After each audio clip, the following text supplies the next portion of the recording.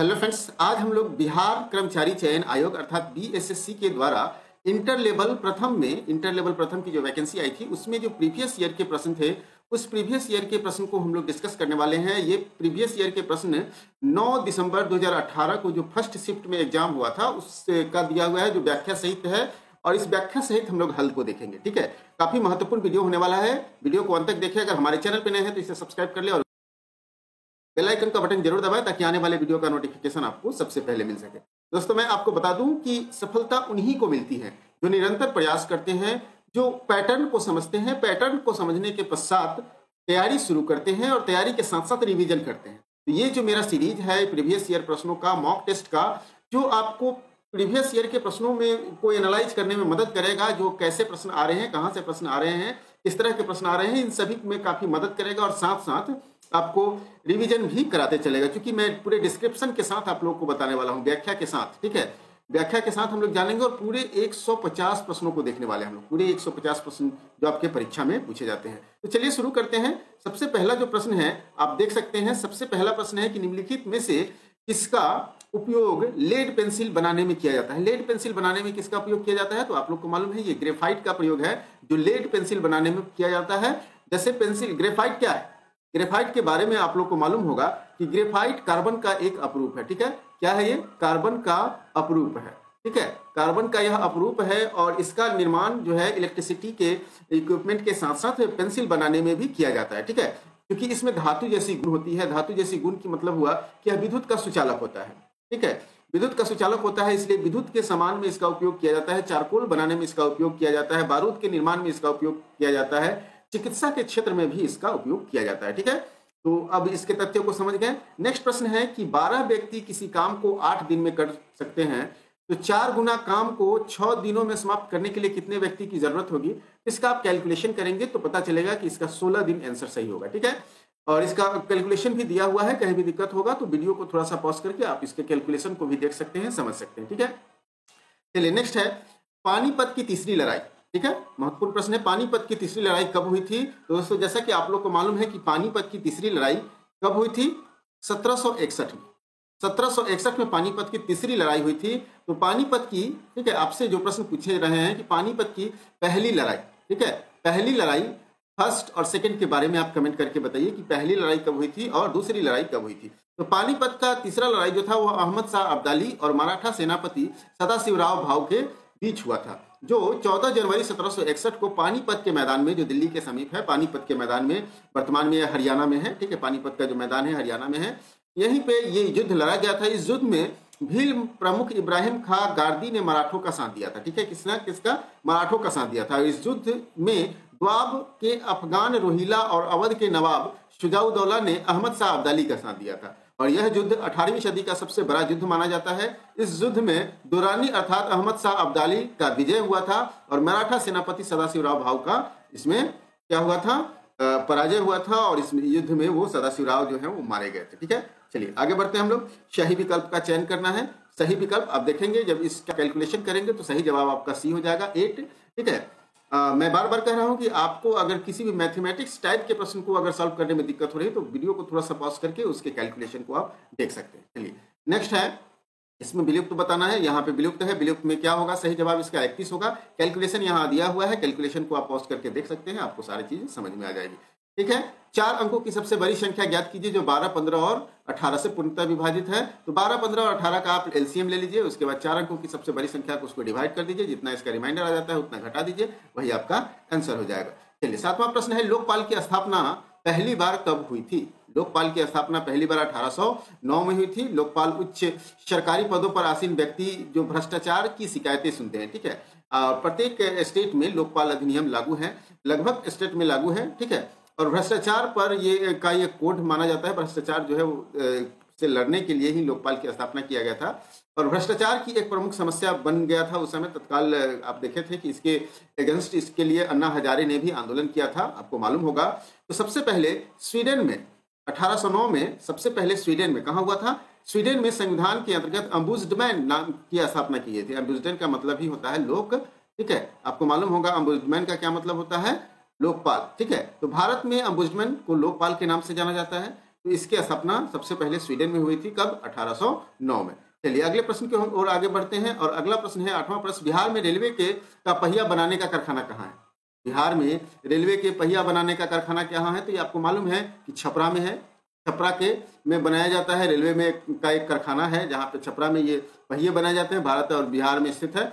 और यह घाघरा और गंगा नदी के संगम पर है। छपरा जो है वो घाघरा और गंगा नदी के संगम पर है। यहाँ सोरा और असली से तेल प्रसंस्करण का भी उद्योग है, ठीक है। सोरा और अलसी से तेल का भी यहाँ निर्माण किया जाता है, ठीक है। और आपको मालूम होगा कि मढ़ौरा में चीनी मिल है और मधेपुरा में इलेक्ट्रिक इंजन बनता है, ठीक है। और गया आपको मालूम है भगवान बुद्ध की ज्ञान स्थली है, यहीं पे भगवान बुद्ध को ज्ञान की प्राप्ति हुई थी। चलिए नेक्स्ट है, निम्नलिखित विकल्पों में से विषम, ये रीजनिंग का प्रश्न है, विषम कौन है? तो इसका सही जवाब हो जाएगा आपको बी, पैर, क्योंकि कान, नाक और गला जो है वो सर से ऊपर मतलब ऊपर की बात है, पैर जो है वो नीचे की बात है, तो इसका मतलब क्या होगा? इसका भी सही जवाब हो जाएगा। नेक्स्ट है, भूकंप की तीव्रता मापने वाले यंत्र को क्या कहते हैं? तो ये आपको मालूम है, ये रिक्टर स्केल पर भूकंप की तीव्रता को मापते हैं, ठीक है, रिक्टर स्केल पर। और ये आपको मालूम होगा जब भूकंप आती है तो भूकंप से कई सारे तरंगे निकलती है, ठीक है। उसी तरंग का गणितीय पैमाना जो है वो रिक्टर स्केल बनाता है, रिक्टर स्केल मापता है कि भूकंप की तीव्रता कितनी थी, ठीक है। भूकंप के समय भूमि की अधिकतम आयाम और किसी या छोटे आयाम के अनुपात के आधार पर ये अपना गणना करता है। इसका विकास जो है, रिक्टर स्केल का विकास जो है 1930 में के दशक में किया गया था। 1970 के बाद भूकंप की तीव्रता के लिए रिक्टर पैमाने पर आघूर्ण परिणाम पैमाना का उपयोग किया जाने लगा है, ठीक है। हाथी परियोजना का प्रारंभ की गई, हाथी परियोजना याद रखिएगा, भारत में हाथी परियोजना की का शुभारंभ जो है 1991-92 में किया गया था। देश में हाथियों की संख्या में आई कमी को देखते हुए भारत सरकार ने 1991-92 में हाथी परियोजना शुरू की थी, जिसका प्रारंभ 1992 में झारखंड के सिंहभूम जिले से किया गया था, ठीक है। सिंहभूम जिला कहाँ है? झारखंड में है। और वहीं से 1992 में पहला हाथी पुनर्वास केंद्र बनाया गया था। उसके बाद आप देखेंगे कि केरल में हाथी को केरल के कोतूर में स्थापित किया गया और भारत सरकार द्वारा 3 हाथी अभ्यारण्य की अनुमति दी गई, जिसमें 2 छत्तीसगढ़ में है, लेमरू और बादलखोर, और तथा एक अरुणाचल प्रदेश के देवमाली में स्थापित है, ठीक है। तो हाथी परियोजना शुरू हुआ था 1992 में, याद रखेंगे 91-92 या 92, ठीक है। माधव राष्ट्रीय उद्यान कहाँ स्थित है? 12वां प्रश्न है, माधव राष्ट्रीय उद्यान कहाँ स्थित है? तो दोस्तों माधव राष्ट्रीय उद्यान छत्तीसगढ़ में स्थित है, ठीक है। और मध्य प्रदेश के शिवपुरी जिले में उद्यान था और वर्तमान में ये उद्यान जो है वो आपको मालूम होना चाहिए कि छत्तीसगढ़ जिले में आ गया है। और उद्यान का नाम ग्वालियर के महाराजा माधवराव सिंधिया के नाम पर रखा गया था, ठीक है।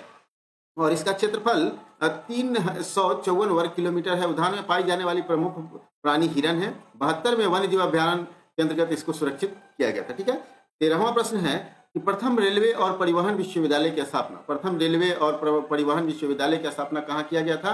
तो वडोदरा, गुजरात में, ठीक है। भारत के पहले रेलवे विश्वविद्यालय की स्थापना आपको मालूम होना चाहिए कहाँ किया गया था? ये किया गया था गुजरात के वडोदरा में। कहाँ किया गया था? गुजरात के वडोदरा में किया गया था। चलिए आगे बढ़ते हैं हम लोग।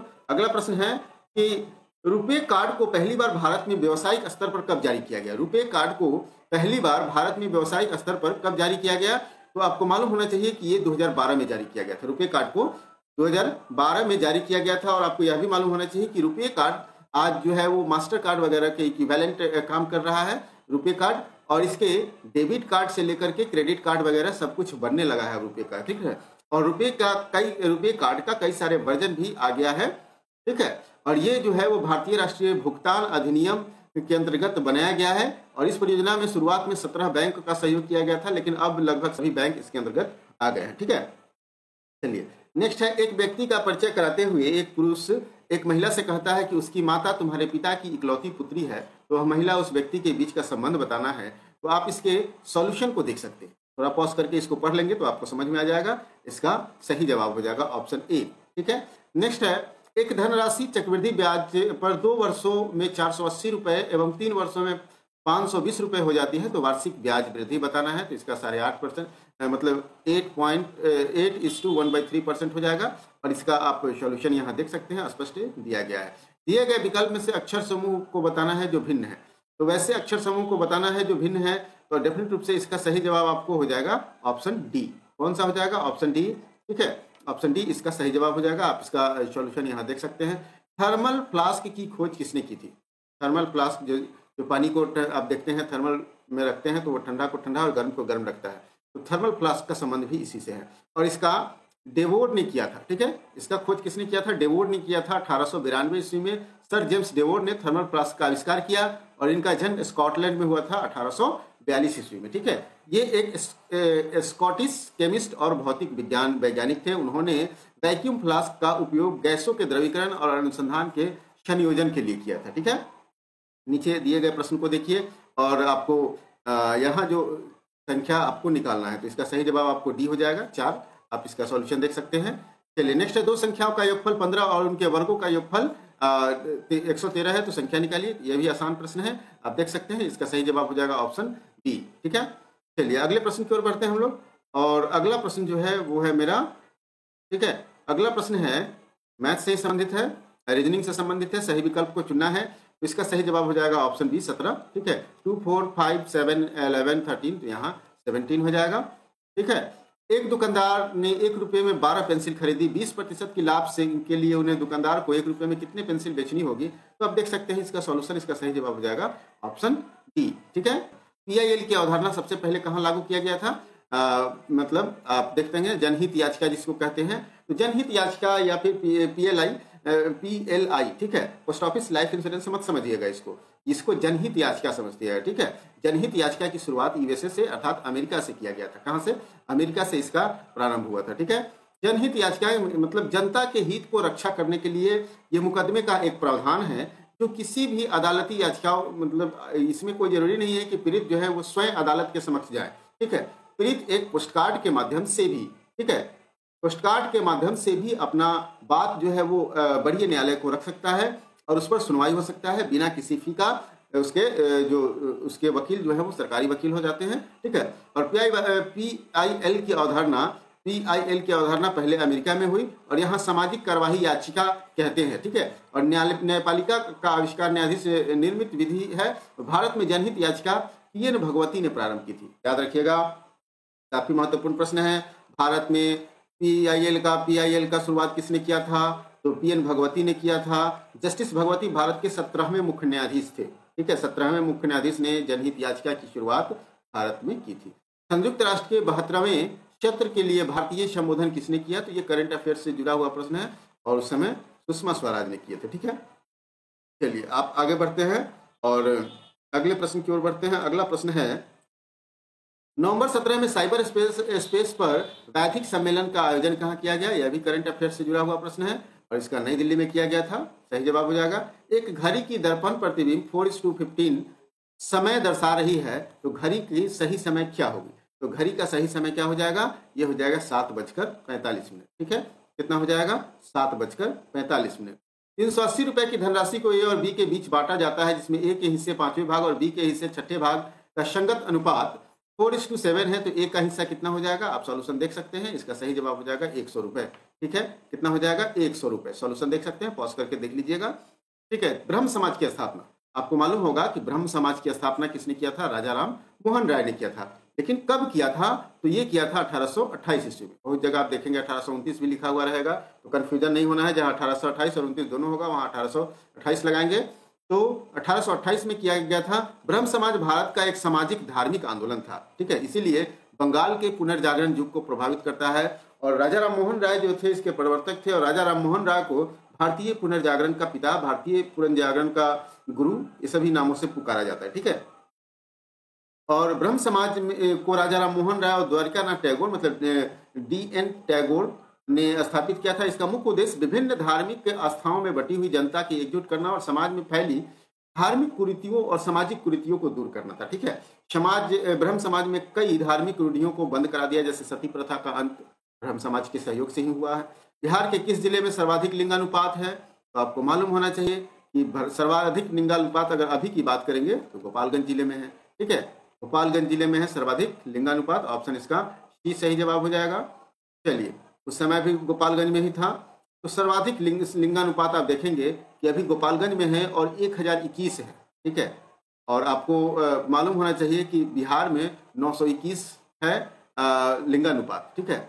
लिंगानुपात 921 है। उस मामले में अगर देखा जाए तो भोपालगंज का लिंगानुपात काफी बेहतर। ठीक है, चलिए ग्लोबल पासपोर्ट पावर में भारत की वैश्विक रैंकिंग, यह भी करंट अफेयर से जुड़ा हुआ है और उस समय रैंकिंग था 75वां। ठीक है, चलिए नेक्स्ट है, दूध की शुद्धता मापने के लिए किस यंत्र का प्रयोग किया जाता है? काफी महत्वपूर्ण प्रश्न है। दूध की शुद्धता को मापिएगा आप लैक्टोमीटर से। इससे लैक्टोमीटर से दूध की शुद्धता को मापते हैं हम लोग। टेकोमीटर का उपयोग हम लोग वाहन की गति और पेरीमीटर का उपयोग हम लोग आकृति का परिमाप मापने में करते हैं। याद रखिएगा, टोकोमीटर को हम लोग क्या करते हैं? वाहन की गति मापने में स्पीडोमीटर या टोकोमीटर भी होता है, और पेरीमीटर जो होता है वो हम लोग किसी वस्तु या वस्तु की आकृति और उसके परिमाप को मापने में करते हैं। बिहार के किस जिले में महिला साक्षरता सर्वाधिक है? तो बिहार के किस जिले में महिला साक्षरता सर्वाधिक है? तो वो हो जाएगा रोहतास। यहाँ पुरुष और महिला दोनों साक्षरता सर्वाधिक है और सबसे अधिक साक्षरता भी रोहतास की है 2011 की जनगणना के अनुसार। ठीक है, बिहार में कुल जनसंख्या में महिलाओं का हिस्सा 47.86% है। सबसे कम साक्षरता कहाँ है? सहरसा के। महिला साक्षरता कहाँ की है? सहरसा का। स्वर्ण क्रांति का संबंध किससे है? देखिए, स्वर्ण क्रांति जो है वो हॉर्टिकल्चर से संबंधित है। ठीक है, हॉर्टिकल्चर से संबंधित है। स्वर्ण क्रांति का संबंध हॉर्टिकल्चर से है। हॉर्टिकल्चर मतलब बागवानी, जैसे फल, सब्जी, पेड़, सुगंधित मसाले इत्यादि के उत्पादन को हम लोग हॉर्टिकल्चर कहते हैं। ठीक है, हरित क्रांति कृषि से, नीली क्रांति मछली उत्पादन से। ठीक है, हरित क्रांति कृषि से संबंधित है, नीली क्रांति मछली उत्पादन से, गुलाबी क्रांति झींगा मछली उत्पादन से है, लाल क्रांति टमाटर उत्पादन से है। तो ये सभी को याद रखना है कि ये सभी पूछ सकते हैं। रजत क्रांति अगर पूछा जाए अंडा उत्पादन से है, श्वेत क्रांति दूध उत्पादन से है। तो इन सभी चीजों को आपको याद रखना पड़ेगा। ठीक है, क्योंकि ये सभी चीजों से प्रश्न हमेशा आते रहे हैं, पीएसएससी हमेशा प्रश्न पूछती रहती है। ठीक है, लाइफ ऑफ पाई पुस्तक के लेखक कौन है? लाइफ ऑफ पाई पुस्तक के लेखक कौन है? इसके लेखक है यान मार्टेल। कौन है? यान मार्टेल। और ये भी करंट अफेयर से ही जुड़ा हुआ प्रश्न। ठीक है, लाइफ ऑफ पाई यान मार्टेल के द्वारा लिखा गया है और कैनेडियन लेखक हैं जिसने प्रसिद्ध कृति life of Pi Man Booker पुरस्कार उस समय मिला था इनको, इसीलिए ये चर्चा में था। ठीक है, एक संख्या एवं उसके वर्ग का योग, एक संख्या, ठीक है, और उसके वर्ग का योग कितना है? 240 है। ठीक है, 240 है, तो संख्या निकालना है। इस प्रकार से आप इस संख्या को निकाल सकते हैं, आसान है। और इसका सही जवाब अगर देखेंगे तो सही जवाब आपका हो जाएगा बी। ठीक है, वो संख्या कौन हो जाएगा? 15। ठीक है, बी हो जाएगा इसका सही जवाब। चलिए आगे प्रश्न की ओर बढ़ते हैं। अगला प्रश्न, निम्नलिखित भिन्न से सबसे बड़ा भिन्न कौन है? सबसे बड़ा भिन्न निकालने का एक तरीका भी है, तो आप तरीका को अगर जानते हैं तो 1 मिनट में निकाल सकते हैं। तो सबसे बड़ा भिन्न कौन हो जाएगा? 13/14। 3 वर्ष पूर्व पिता की उम्र पुत्र की उम्र की 9 गुनी थी, जबकि 6 वर्ष बाद पिता की उम्र पुत्र की उम्र की 3 गुनी हो जाएगी। पिता की वर्तमान उम्र, यह भी प्रश्न आसान है और ट्रिक से बन जाता है। ये सी सही जवाब हो जाएगा। ठीक है, निम्नलिखित में से किस देश ने दृष्टिबाधितों का विश्व कप क्रिकेट 18 जीता है? किस देश ने? तो यह भी करंट अफेयर से जुड़ा हुआ प्रश्न है। ठीक है, चलिए इसको स्किप करते हुए आगे बढ़ते हैं क्योंकि इस अब मायने नहीं रह गया। ठीक है, अब इसका कोई मायने नहीं रह गया है। चलिए आगे बढ़ते हैं और अगला प्रश्न है, भेड़ के एथेंक्स होने का क्या कारण है?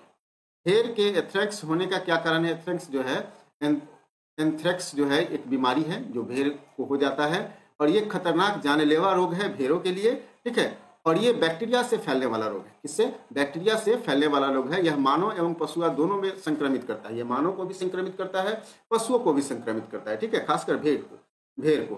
ठीक है, और इसका कारण जो है बेसिलस एंथ्रेक्स परमाणु है, एंथ्रेक्स जीवाणु है, सॉरी। और एक रोग के खिलाफ कार्य करने वाला वैक्सीन है, प्रतिजैविक भी उपलब्ध है, मतलब एंथ्रेक्स से संबंधित जो है वो वैक्सीन उपलब्ध है। ठीक है, और सर्वप्रथम फ्रांसीसी वैज्ञानिक लुई पास्चर ने इस वैक्सीन का निर्माण किया था। ठीक है, याद रखना होगा। नील सत्याग्रह बिहार में कहाँ प्रारंभ हुआ? काफी बार पूछा गया प्रश्न। नील सत्याग्रह चंपारण में। ठीक है, गांधी जी के नेतृत्व में यह सत्याग्रह प्रारंभ हुआ था और गांधी जी का पहला सत्याग्रह था। ठीक है, और ये 1917 में राजकुमार शुक्ल के कहने पर इन्होंने चंपारण आया था और यहाँ पे 3 कठिया पद्धति, मतलब एक जमीन के 20 मतलब तीसरे हिस्से पर, ठीक है, तीसरे हिस्से पर इनको उगाना पड़ता था नील।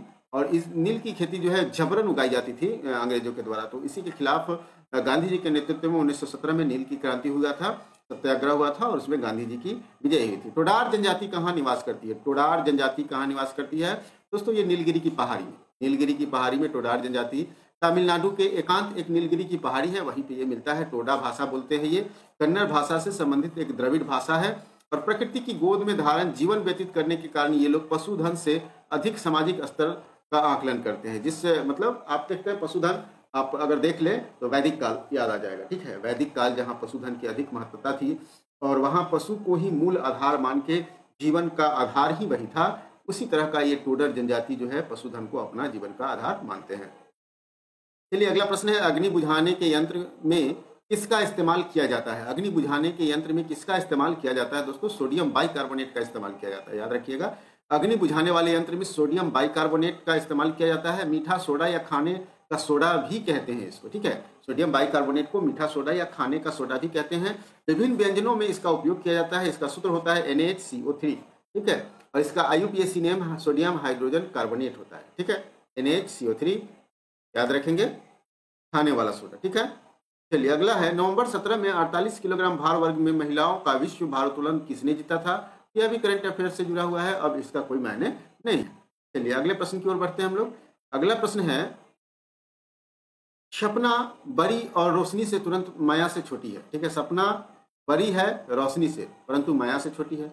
रोशनी बड़ी है उजाला से परंतु रेखा से छोटी है। रेखा सपना से छोटी है, और तो बताना है कि सबसे छोटी कौन है।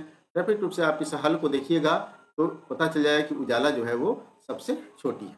ठीक है, चीनी का प्रति किलोग्राम मूल्य बढ़कर 20 रुपए से 25 रुपए हो जाता है, तो चीनी के खपत में कितना प्रतिशत की कमी की जाए, इसका एक फार्मूला होता है। उस फार्मूला को आप देखेंगे तो डेफिनेट रूप से आपको पता चल जाएगा 20% की कमी करने पर ये हो जाता है। ठीक है, चलिए अवधि साहित्य मूंगा की रचना किसने की थी?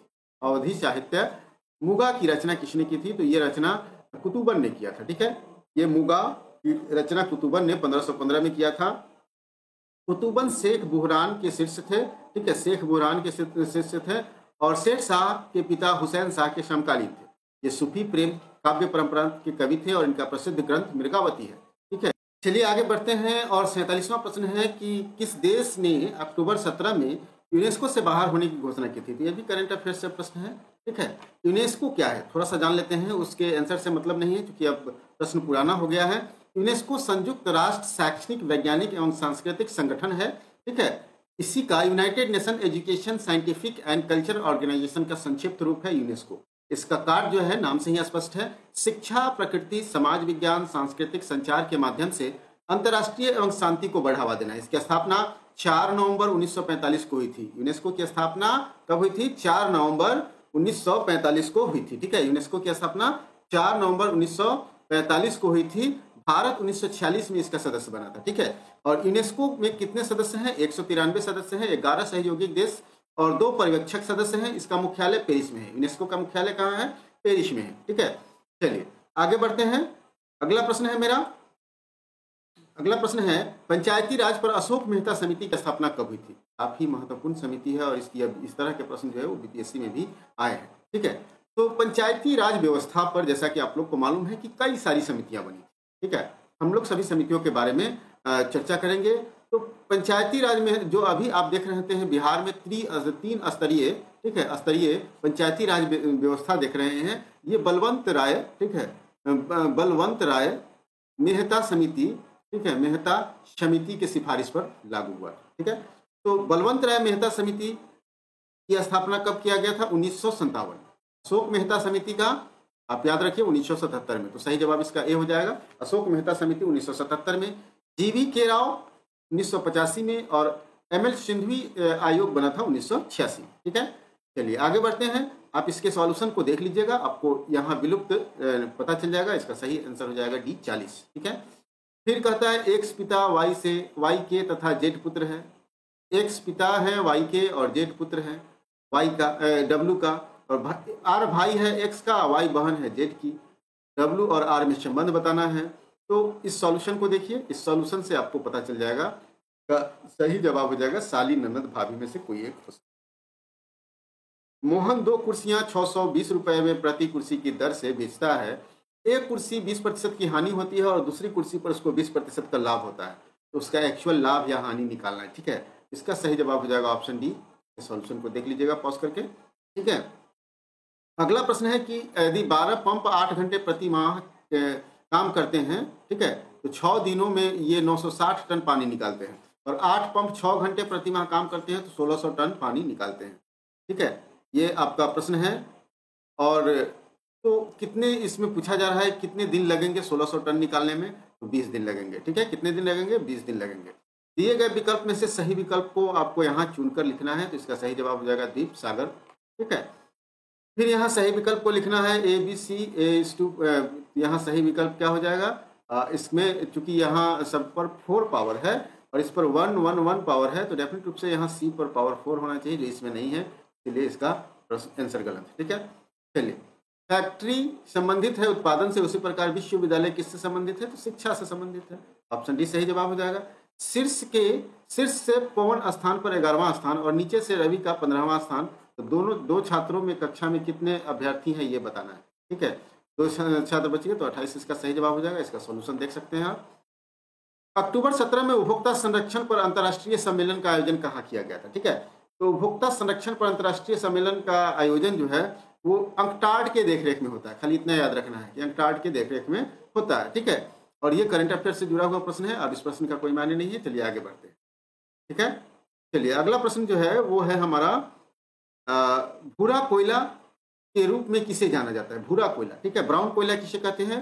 तो ये लिग्नाइट को भूरा कोयला कहते हैं। ठीक है, ऑप्शन ए सही जवाब हो जाएगा। लिग्नाइट को भूरा कोयला कहा जाता है। लिग्नाइट ये कोयला का ही एक प्रकार है। कोयला आप लोग को मालूम होगा कि मुख्य रूप से लिग्नाइट, बिटुमिनस और एंथ्रासाइट 3 प्रकार के कोयला होते हैं। ठीक है, और कहीं कहीं आप पीट का भी चर्चा देखे होंगे, पीट कोयला का भी चर्चा देखे होंगे, लेकिन मुख्य रूप से देखा जाए तो 3 प्रकार के ही कोयला होते हैं। अगला प्रश्न है बिहार लोक शिकायत अधिनियम कब पारित किया गया? बिहार लोक शिकायत अधिनियम कब पारित किया गया? ये 5 जून 1916 को बिहार लोक शिकायत अधिनियम पारित किया गया, जिसमें से लोग की शिकायतों को 60 कार्य दिवस में सुनवाई कर उसका कानूनी अधिकार प्राप्त करवाना होता है। ठीक है, प्राचीन भूगर्भिक चट्टानों की आयु को मापने के लिए किसका इस्तेमाल हम लोग करते हैं? तो प्राचीन भूगर्भिक चट्टानों को मापने के लिए हम लोग पोटेशियम आर्गन डेटिंग का प्रयोग करते हैं। किसका? पोटेशियम आर्गन डेटिंग का प्रयोग करते हैं। पोटेशियम आर्गन डेटिंग का विस्तृत रूप है, ठीक है, KAR।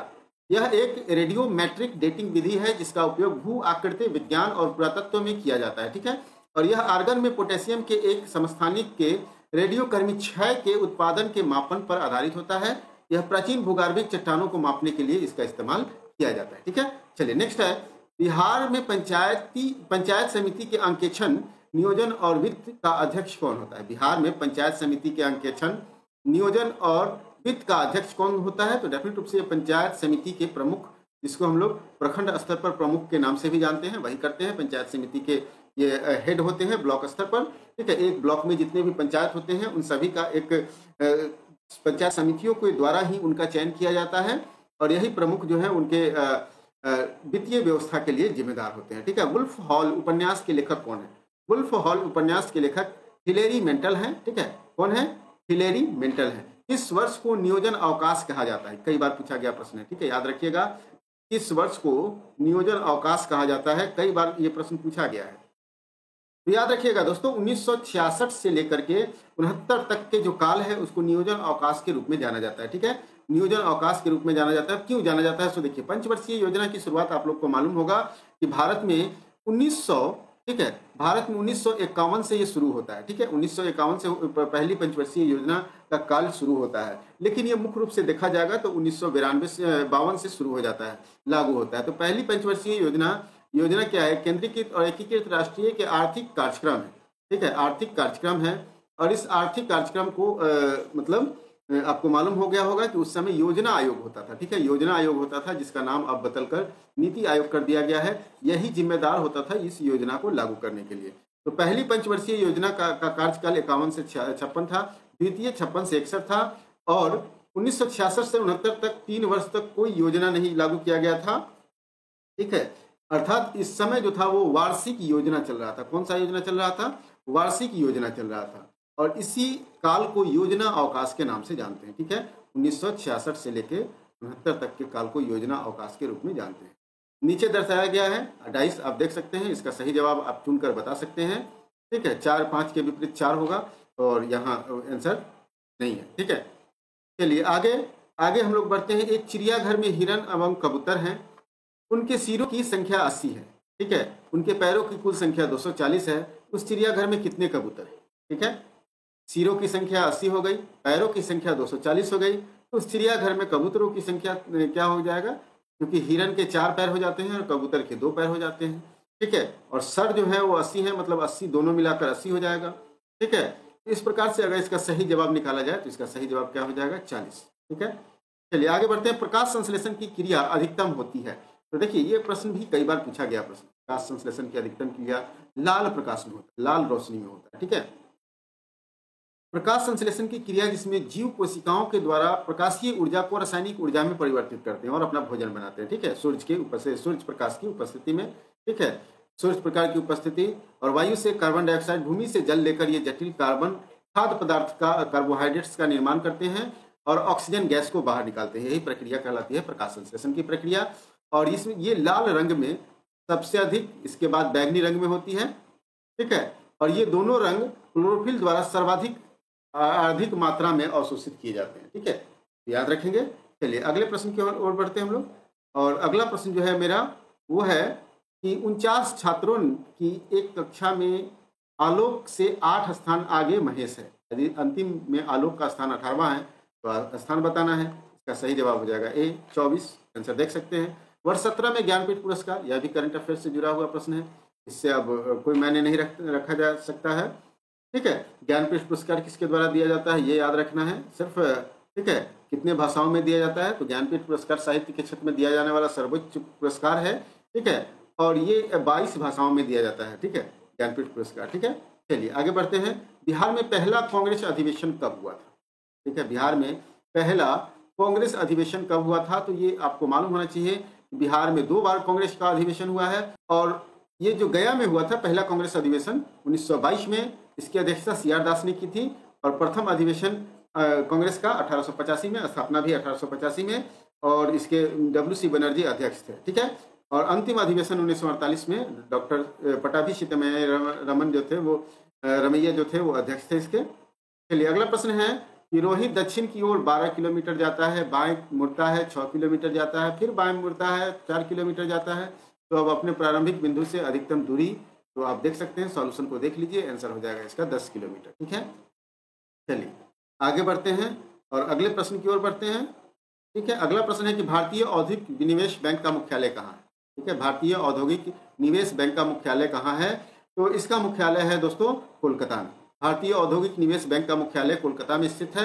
यह रिजर्व बैंक के पूर्ण स्वामित्व वाली एक संस्था है। ठीक है, यह रिजर्व बैंक के पूर्ण स्वामित्व वाली संस्था है जो औद्योगिक विकास से संबंधित समस्याओं को दूर करने के लिए इसका गठन किया गया था। ठीक है, चलिए अगला प्रश्न है दिए गए विकल्पों में से विषम संख्या को चुनिए। तो आप देख सकते हैं इस सॉल्यूशन के अनुसार आंसर डी हो जाएगा। ठीक है, चलिए नेक्स्ट प्रश्न है 1857 से 59 तक प्रथम स्वतंत्रता संग्राम पुस्तक के लेखक कौन है? तो इसके लेखक हैं कार्ल मार्क्स और एफ एंगल्स। 1857 से 59 प्रथम स्वतंत्रता संग्राम के पुस्तक के लेखक कार्ल मार्क्स और एफ एंगल्स। 1857 भारतीय विद्रोह जो था, आप लोग देखते हैं सिपाही विद्रोह जिसको हम लोग कहते हैं, उसके बारे में इसमें पूर्ण रूप से वर्णन किया गया है। पाइका नृत्य का संबंध किससे है? तो पाइका नृत्य का संबंध बिहार से, याद रखेंगे। पाइका नृत्य का संबंध झारखंड से है। वर्तमान में ये उस समय जो आप देख सकते हैं उस समय ये बिहार में ही था, झारखंड अलग नहीं था, इसलिए यहाँ बिहार आंसर है। नहीं तो अगर अब पूछा जाएगा तो पाइका नृत्य का संबंध झारखंड से हो जाएगा। ठीक है, इंडिया डिवाइडेड पुस्तक के लेखक कौन है? काफी महत्वपूर्ण प्रश्न है, कई बार पूछा गया है। और इसके लेखक है राजेंद्र प्रसाद, हमारे प्रथम राष्ट्रपति। ठीक है, इंडिया डिवाइडेड के लेखक हैं इसके। और इसमें इंडिया के विभाजन के संबंध में इनकी आत्मकथा भी है और इंडिया के विभाजन के समय में लिखा गया ये महत्वपूर्ण पुस्तक है जिसमें उस समय के इतिहास के बारे में भी पता चलता है। ठीक है, चलिए अगले प्रश्न की ओर हम लोग बढ़ते हैं। और अगला प्रश्न है कालाजार किस कारण से होता है? कालाजार किस कारण से होता है? कालाजार तो आपको याद होना चाहिए कि ये लिस्मानिया से होता है। ठीक है, लिस्मानिया से होता है। और कालाजार धीरे धीरे विकसित होने वाला एक देसी रोग है जो कोशिका परजीवी और जीनियस लिस्मानिया से होता है। ठीक है, अंदरूनी अंगों का लिस्मानियस बालू वाली जगहों पर पाई जाने वाली मक्खी सैंड फ्लाई की काटने से होता है। ठीक है, लिस्मानिया सिस्का इसका नाम है, मधुमक्खी जो मक्खी काटती है उसका नाम है। और आमतौर पर ये तितली के जैसा होता है और इसके काटने से ये कालाजार होता है। और इसका लक्षण है बुखार आना, वजन घटना। ठीक है, ये सभी इसका लक्षण है। अगला प्रश्न है मिशन इंद्रधनुष कहाँ प्रारंभ किया? ठीक है, मिशन इंद्रधनुष कहाँ प्रारंभ किया दोस्तों? ये गुजरात से प्रारंभ किया गया है। और इंद्रधनुष भारत के केंद्रीय स्वास्थ्य मंत्रालय के द्वारा बच्चों के टीकाकरण से संबंधित ये मिशन इंद्रधनुष है। ठीक है, और इसका प्रारंभ 25 दिसंबर 14 को वाडनगर गुजरात से प्रारंभ किया। इंद्रधनुष के 7 रंगों को प्रदर्शित करता है। उसी तरह से बच्चों को 2020 तक टीकाकरण करना है, ठीक है, जिसमें सभी टीका जो बच्चों को जरूरत होती है वो दिया जाता है। अगला प्रश्न है, विश्व जनसंख्या दिवस कब मनाया जाता है? तो याद रखेंगे 11 जुलाई को विश्व जनसंख्या दिवस मनाया जाता है, ठीक है, संयुक्त राष्ट्र कार्यक्रम के अंतर्गत ही आता है ये।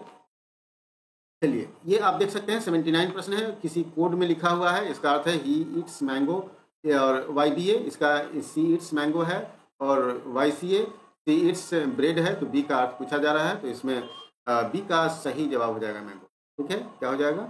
मैंगो। चलिए, तो इसका सी सही जवाब हो जाएगा। नेक्स्ट है, एक सिपाही 4 चोर को 200 मीटर की दूरी पर देखता है और सिपाही पीछा करता है, और इस प्रश्न को पढ़ के इसका सही जवाब आप देख सकते हैं। इसके सॉल्यूशन से भी आप सही जवाब देख सकते हैं। पुलिस, ठीक है, रक्त के थक्का को जमने में क्या मदद करता है? ठीक है, रक्त के थक्का को जमने में क्या मदद करता है? तो ये जो रक्त के थक्का को जो है वो रेड प्लेटलेट्स जो होते हैं, ठीक है, रक्त में जो प्लेटलेट्स होते हैं यही मदद करता है रक्त के थक्का को जमने में, ठीक है। रक्त का थक्का जमने में प्लेटलेट्स की भूमिका होती है। प्लेटलेट्स थाम्बरों में उपस्थित अनियमित आकार की छोटी नाभिकीय कोशिका होती है। कल्पों का सही संबंध बताना है। 17, 44, 25 क्या होगा? तो इसका सही जवाब 43, ठीक है, याद रखेंगे। यदि मैन का कोड ये है तो जंग का कोड क्या होगा? तो इसका हो जाएगा डी। सॉल्यूशन देख लीजिएगा। उसी तरह इस 84 प्रश्न का भी सॉल्यूशन देख लेंगे। इसका सही जवाब हो जाएगा ऑप्शन बी, ठीक है। मैथ और रीजनिंग का आप सॉल्यूशन देख लेंगे थोड़ा सा पॉज करके, तो आपको सारी चीजें समझ में आ जाएगी, ठीक है। मुख्य रूप से देखा जाए तो जीके जीएस का ही प्रश्न जो होता है वो काफ़ी देखेंगे, तो रिवीजन और इसमें ज़्यादा ज़रूरत होता है। आपको ज़्यादा प्रैक्टिस की ज़रूरत होती है मैथ और रीजनिंग में। जितना प्रैक्टिस करेंगे उतना बेहतर कर पाएंगे, ठीक है। ये 85वां प्रश्न है 17 प्रतियोगिता के विजेता मिस वर्ल्ड का, तो ये करंट अफेयर से जुड़ा हुआ है। चलिए आगे बढ़ते हैं। कंपनी को नवरत्न का दर्जा दिया गया है। इस कंपनी को नवरत्न का दर्जा दिया गया है। तो देखिए बीपीसीएल, आज के हॉल, ये सभी कंपनी को अब नवरत्न का दर्जा प्राप्त हो गया, ठीक है। ये भी करंट अफेयर से जुड़ा हुआ प्रश्न है। ZB 25, MC 93, तो PA क्या होगा? तो इसका सही जवाब हो जाएगा 61। चलिए आगे बढ़िए। भारत का कौन सा राज्य सर्वाधिक लोहा का उत्पादन करता है? तो देखिए ये प्रश्न काफी महत्वपूर्ण है। भारत का कौन सा राज्य है? ये उड़ीसा है जो सर्वाधिक लोहा का भंडार है और यही सबसे अधिक लोहा का उत्पादन करता है, ठीक है। चलिए लोहा के उत्पादन में अगर देखा जाए तो झारखंड कोयला उत्पादन के लिए, कर्नाटक सोना उत्पादन के लिए काफी महत्वपूर्ण है, ठीक है। प्रधानमंत्री जन औषधि योजना का उद्देश्य क्या है? ठीक है, तो अगर आप देखेंगे तो प्रधानमंत्री जन औषधि योजना का उद्देश्य जो है पूरे देश में उचित दाम पर दवा उपलब्ध कराना है, ठीक है। इसकी शुरुआत 1 जुलाई 15 को किया गया था प्रधानमंत्री मोदी के द्वारा, ठीक है। आयोडीन किस रूप में पाया जाता है? देखिए आयोडीन जो है वो ठोस रूप में पाया जाता है, एक रासायनिक तत्व है। और आयोडीन से जो है वो हम नमक में आयोडीन का यूज किया जाता है, एक हाइड्रोजन फैमिली का तत्व है। और इससे क्या होता है? मांसपेशियों में शक्ति बढ़ाता है। 91 प्रश्न है। दो संख्या का जो 42 है उसका गुणनफल 437 है, तो संख्या निकालना है। तो देखिए इसका सही जवाब हो जाएगा ऑप्शन ए 4, ठीक है। और इसका सॉल्यूशन आप देख सकते हैं। चलिए आगे प्रश्न है, अगला प्रश्न की ओर बढ़ते हैं हम लोग। अगला प्रश्न है, यह भी आपका मैथ से जुड़ा हुआ प्रश्न है। 92 वह संख्या ज्ञात कीजिए जिनमें 15 से गुना करने पर गुणनफल 112 हो जाता है। इसका सही जवाब हो जाएगा ऑप्शन बी, ठीक है। सॉल्यूशन देख सकते हैं। राधा का मुख पूर्व की ओर है, दक्षिणवर्त दिशा में 135 डिग्री घूमती है, वामवर्त 90 डिग्री घूमती है। तो अब वो किस दिशा में होगी? तो दक्षिण पूर्व दिशा में होगी। आप सॉल्यूशन देख सकते हैं। सुरेश छोटा है कमल से परंतु राकेश बड़ा है। रविंद्र छोटा है कमल से परंतु मदन से लंबा है। कौन सा सही जवाब, कौन सबसे लंबा है? इसका सही जवाब हो जाएगा ऑप्शन बी, कमल, ठीक है। सॉल्यूशन देख सकते हैं। नीचे दिए गए लुप्त संख्या बताना है। इसका सही जवाब हो जाएगा ऑप्शन डी, 3। चलिए 1516 में भारत के किस राज्य में सर्वाधिक नारियल का उत्पादन हुआ था? ठीक है, यह भी करंट अफेयर से ही जुड़ा हुआ प्रश्न है, ठीक है। तो करंट नारियल का सबसे अधिक उत्पादन कहाँ होता है दोस्तों? ये केरल, ठीक है। 1415 में केरल इसका सही जवाब हो जाएगा। व्यंजन को हल करना है, इसको हल करके यहाँ सॉल्यूशन निकालेंगे, नो आंसर होगा। सही विकल्प का चयन करना है, इसमें सही जवाब आपका डी हो जाएगा। सॉल्यूशन देख लेंगे। राज्यसभा में कितने सदस्य राष्ट्रपति द्वारा मनोनीत किए जाते हैं? ठीक है, याद रखेंगे। तो राज्यसभा में कुल जो सीटों की संख्या है वो 245 है और उसमें से 12 सदस्यों का चयन किया जाता है। ये 12 सदस्य जो है वो कला, विज्ञान आदि क्षेत्र से संबंधित होते हैं। 6 वर्षों के लिए इनका चयन होता है, ठीक है। इसके सभापति जो होते हैं आप देखेंगे राज्यसभा के सभापति जो होते हैं वो राष्ट्रपति स्वयं होते हैं। वर्तमान में राज्यसभा के सभापति उस समय कौन थे? वेंकैया नायडू थे। गरा पहाड़िया कहाँ है स्थित है? गरा पहाड़ियाँ कहाँ स्थित है? गरा पहाड़ियाँ आपको मेघालय में स्थित है। ठीक है, गारा पर्वत मेघालय में छोटे छोटे पहाड़ों की एक श्रृंखला है। ठीक है, जिसमें गारा खासी जयंतिया आप लोग को याद होगा। तो ये शिलांग मेघालय की राजधानी यही गारो पहाड़ी पर ही है। ठीक है, गारो पहाड़ी पर ही है, पर्वतों पर स्थित है और दुनिया का सबसे नम स्थानों में से एक है। श्रृंखला मेघालय के उष्णकटिबंधीय जंगल पारिस्थितिक तंत्र का हिस्सा है। पहली समयौगिक यानी संयुक्त संख्या कौन सा है? ये संयुक्त संख्या सी हो जाए। ठीक है, अगले प्रश्न की ओर बढ़ते हैं। अगला प्रश्न आप देख सकते हैं, रीजनिंग से संबंधित है। मदन भाई है दीपक का, दीपक पुत्र है राकेश का, दीपक पिता है विनोद का, विनोद भाई है रीता का, रेखा पत्नी है राकेश की। तो विनोद से किस प्रकार का संबंध है? तो इसका पोता नाती होगा। ठीक है, सॉल्यूशन देख सकते हैं। पहली विषम अभाज्य संख्या 3 हो जाएगा। ठीक है, और आप ये सॉल्यूशन करेंगे, इसका सही जवाब आपका सी हो जाएगा 742। इसमें लुप्त खोजेंगे, आप सॉल्यूशन भी देख सकते हैं नीचे। ये इसका 21 सही जवाब हो जाएगा। हिंदी उपन्यास कंकाल किसकी रचना है? ठीक है, तो ये रचना है दोस्तों जयशंकर प्रसाद। ठीक है, जयशंकर प्रसाद के अन्य कई सारी रचनाएं हैं। ठीक है, इनके काव्य रचनाएं हैं। देखेंगे तो रचनाओं में कानन कुसुम, महाराणा का महत्व, झरना, आंसू, लहर, कामायनी का प्रेम पथिक, ये सभी इनकी ही रचना है। ठीक है, चलिए आगे बढ़ते हैं हम लोग, और आगे बढ़ते हैं। निम्नलिखित में से किस देश की मुद्रा पाउंड स्टर्लिंग है? ये पाउंड स्टर्लिंग देखेंगे तो ब्रिटेन की मुद्रा, ऑप्शन डी सही जवाब हो जाएगा। ठीक है, उसी तरह से आप देखेंगे ऑस्ट्रेलिया की मुद्रा डॉलर है, ईरान की मुद्रा रियाल है। ठीक है, यूनाइटेड किंगडम मतलब की मुद्रा ब्रिटेन जिसको हम लोग कहते हैं पाउंड है, स्टर्लिंग, पाउंड स्टर्लिंग, और यूएसए की मुद्रा डॉलर है। ठीक है, लड़कों की एक पंक्ति, आप इस प्रश्न को देखेंगे, लड़कों की एक पंक्ति रमेश से बाएं 8वें स्थान पर, 17वें स्थान पर मोहन से दाएं हैं। तो इस प्रकार से इसका सही जवाब डी हो जाएगा। आप इस प्रश्न को पढ़ के सॉल्यूशन देख सकते हैं। ठीक है, नीचे दिए गए प्रश्न को भी आप देखेंगे तो ये सभी आपके डेफिनेट रूप से 109 का सही जवाब हो जाएगा ऑप्शन डी, 44, 110 का सही जवाब हो जाएगा ऑप्शन ए। ठीक है, रैन।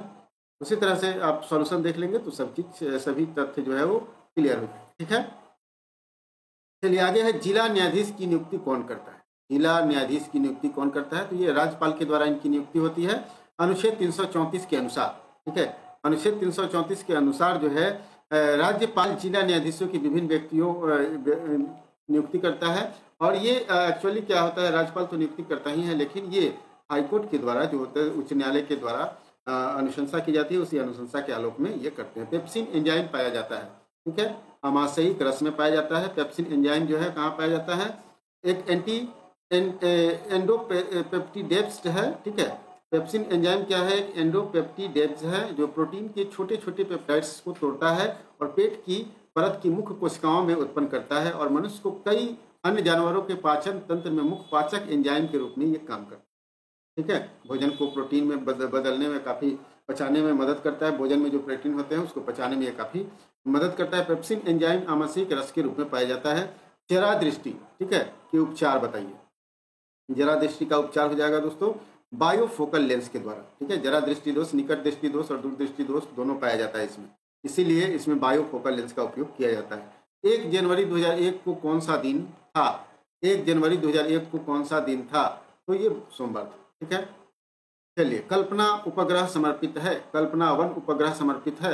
ये कल्पना 1 उपग्रह मौसम विज्ञान के लिए बनाया गया था, 2002 में इसको लॉन्च किया गया था। ठीक है, चलिए आगे हम लोग बात करते हैं। मेगाट्रॉपिक्स उपग्रह है किसका? भारत और फ्रांस का। ठीक है, और ये जलवायु परिवर्तन के अध्ययन के लिए इसका किया गया था। ठीक है, मुंबा देवी मैग्रो कहाँ है? मुंबा देवी मैग्रो कहाँ है? काफी महत्वपूर्ण प्रश्न। मुंबा देवी मैग्रो कहाँ है? 117 का सही जवाब महाराष्ट्र में। मुंबा देवी मुंबई से ही संबंधित है। मुंबा देवी मैग्रो राष्ट्रीय महाराष्ट्र में है। मैग्रो एक ऐसी वनस्पतियां होती है जो खारे और अर्ध खारे पानी में पाई जाती है। ठीक है, चलिए, कथन है, प्रतिरक्षण से बीमारियों की रोकथाम होती है। स्वस्थ बच्चों के प्रतिरक्षण की आवश्यकता नहीं होती, केवल प्रतिरक्षण ही बीमारियों की रोकथाम करता है। देखिए, एक न तो 1 और न ही 2, ये दोनों सही नहीं है। ठीक है, स्वस्थ व्यक्ति को भी प्रतिरक्षण की जरूरत होती है, और प्रतिरक्षण की रोकथाम मतलब बीमारियों की रोकथाम सिर्फ प्रतिरक्षण करता है, यह भी सही बात नहीं है। ठीक है, तो इसका सही जवाब हो जाएगा ए। कील कैनाल जोड़ता है। ठीक है, कील कैनाल क्या जोड़ता है? किसको किसको जोड़ता है? याद रखिएगा, ये उत्तरी सागर को बाल्टिक सागर से जोड़ता है। कील कैनाल किसको जोड़ता है? उत्तरी सागर को बाल्टिक सागर से जोड़ता है, और ये विश्व की सबसे व्यस्ततम नहर है। कील नहर जो है वो विश्व की सबसे व्यस्ततम नहर है, उत्तरी सागर को बाल्टिक सागर से जोड़ता है और खासकर यूरोप के व्यापार का एक महत्वपूर्ण हिस्सा है। ये इसी क्षेत्र से ज़्यादातर व्यापार होता है। ये रीजनिंग है, रीजनिंग का प्रश्न है, आप इसको सही से अवलोकन करने के बाद पाएंगे इसका ए सही जवाब हो जाएगा। नेक्स्ट नीचे वाला भी रीजनिंग ही है और इसका सही जवाब आप देखेंगे तो इसका सी सही जवाब हो जाएगा। ठीक है, चलिए आगे अगले प्रश्न की ओर बढ़ते हैं हम लोग। अगला प्रश्न भी रीजनिंग से ही संबंधित है और इसका आप उत्तर देख पा रहे होंगे। सही जवाब हो जाएगा ऑप्शन डी। भारत के राष्ट्रपति को निम्नलिखित कारणों में से महाभियोग लगाकर उसे पद से हटाया जा सकता है। किस कारण से महाभियोग आप लगा सकते हैं? तो इसका सही जवाब हो जाएगा अव्यवहार के मामले में, सी। महाभियोग वो प्रक्रिया है जिसके द्वारा राष्ट्रपति, उपराष्ट्रपति, सुप्रीम कोर्ट के जजेस या हाईकोर्ट के जजेस को हटाने की क्रिया होती है। ठीक है, और ये संविधान के अनुच्छेद 61, 124, 4, 5, 217 और 218 में मिलता है। महाभियोग प्रस्ताव सिर्फ तब लाया जाता है जब संविधान का उल्लंघन हो, दुर्व्यवहार हो, अक्षमता साबित हो गया हो। ठीक है, इस आधार पर ये लाया जाता है। ठीक है, चलिए आगे बढ़ते हैं। नेशनल रिमोट सेंसिंग एजेंसी कहाँ स्थित है? नेशनल रिमोट सेंसिंग एजेंसी कहाँ स्थित है? ये हैदराबाद में। कहाँ है? हैदराबाद में। भारत में दूर संवेदन के सारे कार्यों का आयोजन एवं निरीक्षण बहुराष्ट्रीय सुदूर संवेदन केंद्र हैदराबाद के द्वारा किया जाता है। ठीक है, रिमोट सेंसिंग के द्वारा, चूंकि यहाँ पे आप देखेंगे कि मौसम विज्ञान और अंतरिक्ष विज्ञान से संबंधित ये रिमोट सेंसिंग होता है। ठीक है, 25 आप देखेंगे 125 आप ये रीजनिंग का है, सही जवाब हो जाएगा डी। ठीक है, नेक्स्ट है निम्नलिखित में से कौन अनुवांशिक है?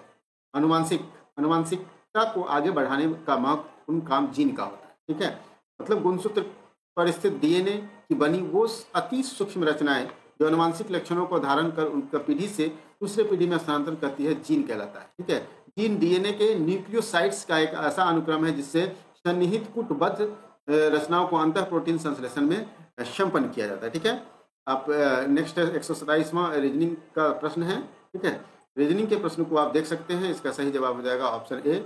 आप ए को इसके आंसर को देखेंगे तो पता चलेगा। सोना में डैश मिलाया जाता है। क्या मिलाया जाता है भाई? देखिए, सोना में आप देखेंगे कहीं भी सोनार के पास जाते हैं तो 24 कैरेट सोना, 22 कैरेट सोना, 23 कैरेट सोना, ये सुने होंगे आप। तो यहाँ जो 24 कैरेट सोना शुद्ध सोना हो गया, 22 कैरेट, 23 कैरेट, 18 कैरेट, ये सभी सोना में आप देखेंगे मिलावट होती है, इसी कारण उसका कैरेट में कम जाता है। तो इसमें मुख्य रूप से देखेंगे कि ज़्यादातर इसमें तांबा मिलाया जाता है। ठीक है, क्या मिलाया जाता है? तांबा मिलाया जाता है। ठीक है, तो तांबा मिलाने से उस आभूषण, चूंकि देखिए शुद्ध सोना का आभूषण तैयार नहीं हो पाता है, तो उसमें कुछ न कुछ तांबे की मात्रा मिलाई जाती है।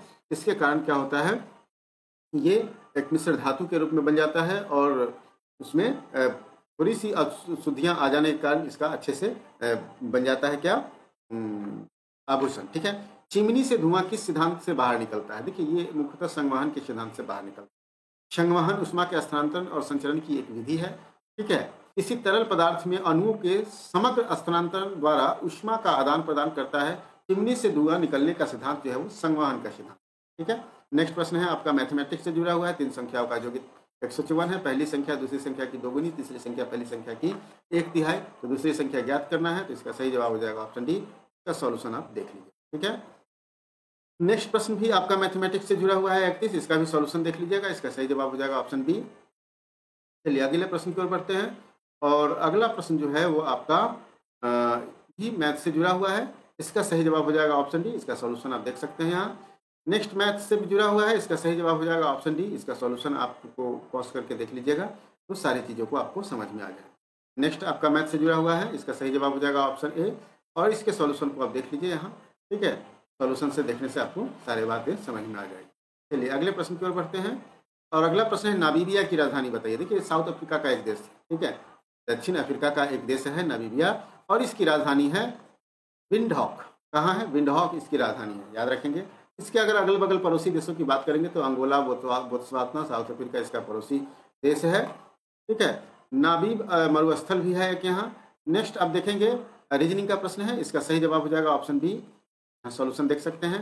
नेक्स्ट मैथमेटिक्स का प्रश्न है, इसका सही जवाब हो जाएगा ऑप्शन ए और इसका आप सॉल्यूशन देख सकते हैं। भारतीय कम्युनिस्ट पार्टी की स्थापना किसने की थी? ठीक है, किसने की थी भाई? ये एम.एन. रॉय ने की थी। कब? 1925 में।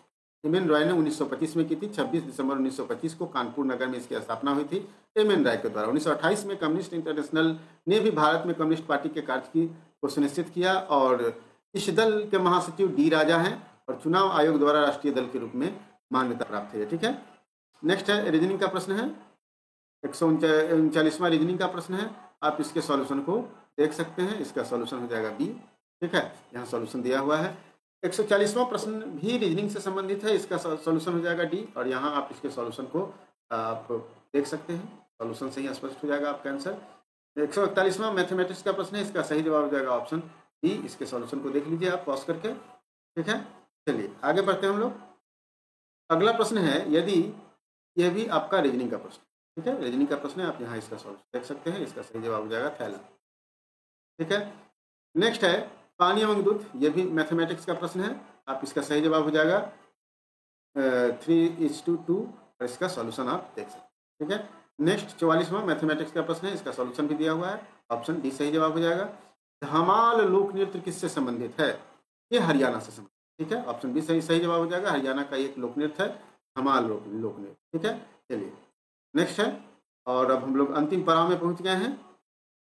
ठीक है, अगला प्रश्न है, ट्यूबलाइट के अंदर किसका मिश्रण होता है? ट्यूबलाइट, जो पहले ट्यूबलाइट होता था, अब तो एलईडी ट्यूबलाइट आ गया है। पहले जो ट्यूबलाइट होता था उसमें क्या होता था, मरकरी और आर्गन का उसमें मिश्रण का लेप चढ़ा हुआ रहता था, जिससे क्या होता था, प्रतिदीप्त नालिका उत्पन्न होती थी और उससे लाइट थोड़ा ज़्यादा बढ़ जाता था। ठीक है, नेक्स्ट है, दिए गए विकल्पों में सही विकल्प बताइए भाई। यह भी रीजनिंग का प्रश्न है, चमत्कार। इसका सही जवाब हो जाएगा अंधेरा। 2015-16 के लिए निम्नलिखित रेलवे स्टेशन को पर्यटन को बढ़ावा देने के लिए पुरस्कृत किया गया, तो यह भी करंट अफेयर से जुड़ा हुआ प्रश्न है। आगे बढ़ते हैं, ऑप्शन डी सही जवाब है इसका। भारत छोड़ो आंदोलन के समय सबसे अधिक एवं समानांतर सरकार की स्थापना कहाँ की गई थी? याद रखेंगे, सतारा में। कहाँ किया गया था? सतारा में। तो भारत छोड़ो आंदोलन जो है 1942 में, ठीक है, 9 अगस्त को प्रारंभ हुआ था। इस आंदोलन का लक्ष्य ब्रिटिश साम्राज्य को समाप्त करना था। महात्मा गांधी ने इसको अखिल भारतीय कांग्रेस समिति के बंबई अधिवेशन में शुरू किया था। इस आंदोलन में पश्चिम से सतारा, पूर्व में मेदिनीपुर में समानांतर सरकार स्थापित, पश्चिम में सतारा में और पूर्व में मेदिनीपुर में समानांतर सरकार स्थापित हुआ। सतारा का जो समानांतर सरकार था वो सबसे अधिक दिन तक चला था। ठीक है, याद रखेंगे। चलिए नेक्स्ट है, और ये भी आपका देख सकते हैं रीजनिंग से जुड़ा हुआ प्रश्न है, ऑप्शन बी सही जवाब हो जाएगा इसका। ठीक है, इस प्रकार आपने ये प्रीवियस ईयर प्रश्नों का जो पहला देखेंगे कि पहला जो आपका प्रथम पाली में जो 9 दिसंबर 18 को जो एग्जाम हुआ था, उसके प्रथम पाली के प्रश्न को आप लोगों ने देख लिया। ठीक है, अब अगले प्रश्न को लाएंगे हम लोग। अगर ये वीडियो पसंद आया हो तो लाइक कीजिए और दोस्तों के साथ शेयर कीजिएगा। ठीक है, और अपने एक ग्रुप में, आप जिस ग्रुप में भी सदस्य हों, एक ग्रुप में जरूर शेयर कीजिएगा, ताकि अधिक से अधिक लोगों के पास पहुंच सके और हमें भी मोटिवेशन मिल सके। फिर मिलते हैं हम लोग अगले वीडियो में एक नए टॉपिक।